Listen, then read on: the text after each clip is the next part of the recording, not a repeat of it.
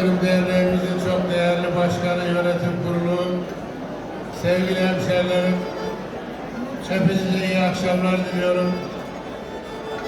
Gelenekselleşmiş dayanışma yemeğimizin hepimize mutluluk getirmesini diliyorum.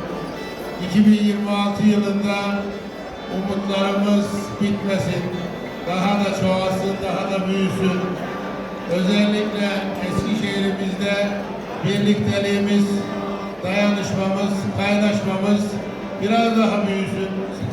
Ama Türkiye genelinde ve özellikle Kırım'daki soydaşlarımızın geleceğiyle ilgili de iyi dileklerimizi hep beraber söyleyelim.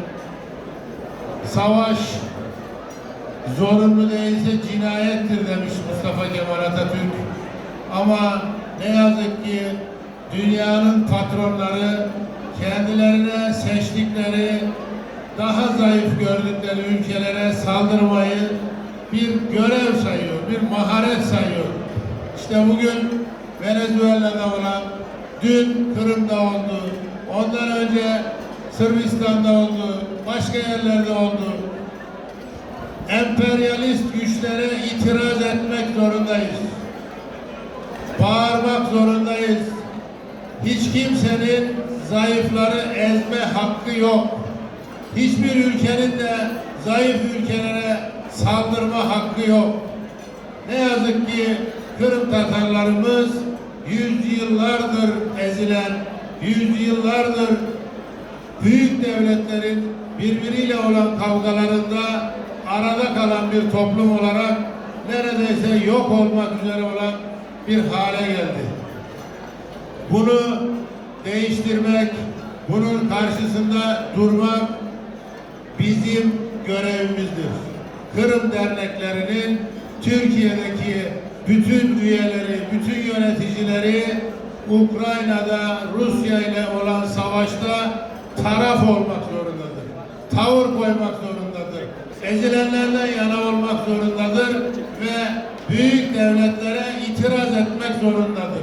Bunu yapmazsak sadece yapacağımız çimörek geceleriyle Kırım dernekçiliği olmaz. Biz bu noktada bütün gücümüzü birlikte kullanmalıyız. Birleşerek kullanmalıyız. Kendi aramızdaki sen ben kavgasını bir tarafa bırakmalıyız. Büyük hedefler büyük adamlarla olur. Türkiye'de çok büyük Tatarlar var. Çok büyük politikacılar var. Onlara sahip çıkmak zorundayız. Sahip çıkmak zorundasınız. Eskişehir'de de var.